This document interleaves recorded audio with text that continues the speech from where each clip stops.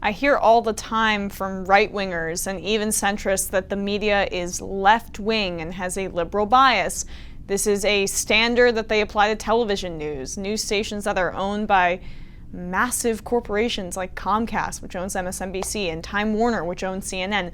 Most of us who have been paying any attention at all understand that cable news is not even close to being left-wing. Many MSNBC hosts like Rachel Maddow or even Lawrence O'Donnell do just parrot Democratic talking points, but there's nothing leftist or liberal inherently about their coverage. MSNBC can't hold a candle to Fox News in terms of actual ideological coverage.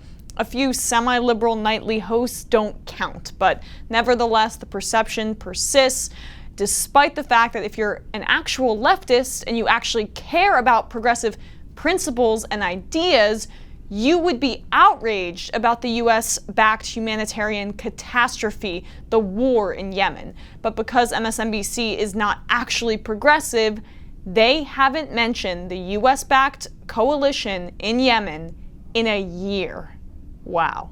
On July 2nd, a year had passed since the cable network's last segment mentioning U.S. participation in the war in Yemen, which has killed in excess of 15,000 people and resulted in over 1 million cases of cholera.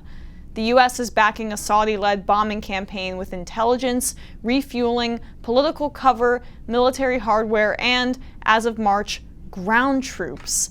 None of this matters at all to what Adweek calls the network of the resistance, which has, since its last mention of the U.S.'s role in the destruction of Yemen, found time to run over a dozen segments highlighting war crimes committed by the Syrian and Russian governments in Syria. So why is that? Well, one, Syria is allied with Russia, so it allows MSNBC to continue talking about Russia and the Russia investigation when it even isn't necessarily directly talking about Russia and the Russia investigation. It gets to do exactly what too many in the Democratic Party have been doing that has been driving leftists crazy when it comes to Russia. They're trying to out-hawk the Republicans and Trump on Russia. They're trying to be more tough, more right-wing on Russia than Donald Trump as an electoral tactic. Now, I've been open that I think the Russia investigation is extremely real and pertinent and ramping up every single day. The evidence has become overwhelming, and Trump's performance with Putin was bizarre and frankly offensive. Does that mean that I want a war with Russia or intervention in Syria to stand up to Russia? No, absolutely not. No. 1 million times no. But that is the tactic that some corporate Democrats have taken, and of course, that's the position that MSNBC takes.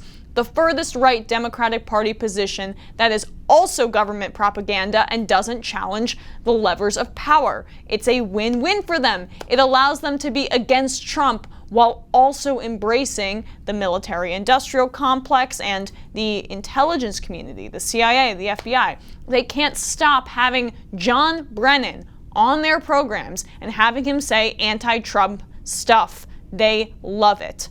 They could have true leftists on to bash Trump all darn day, but they don't.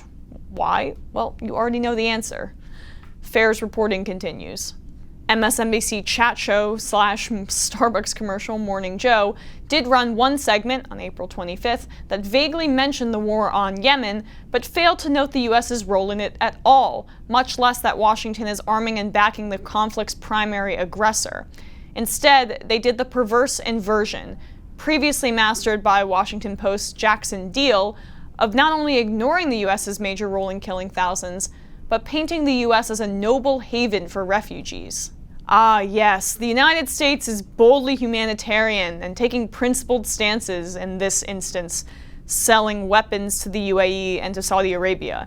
If you have an iota of knowledge about what's going on in Yemen, you would know how utterly insane that framing is. In mid-July, Amnesty International released a report documenting the plight of dozens of families in southern Yemen.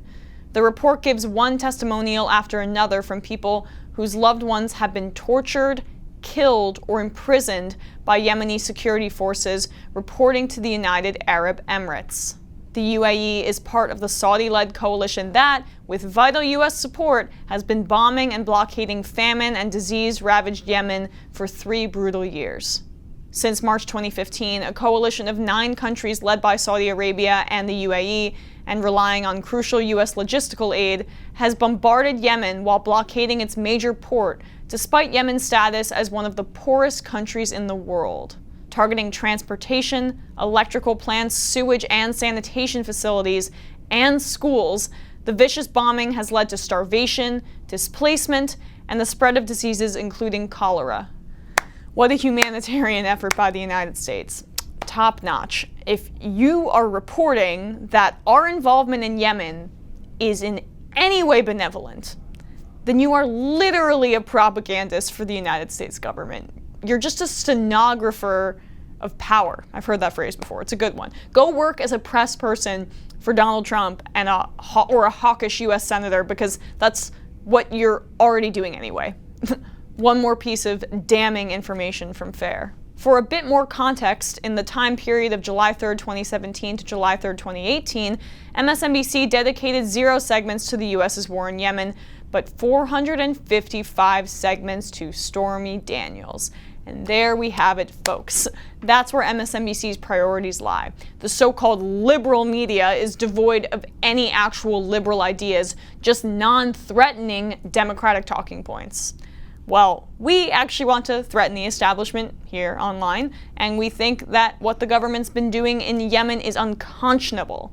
So if you haven't already, turn off that drivel.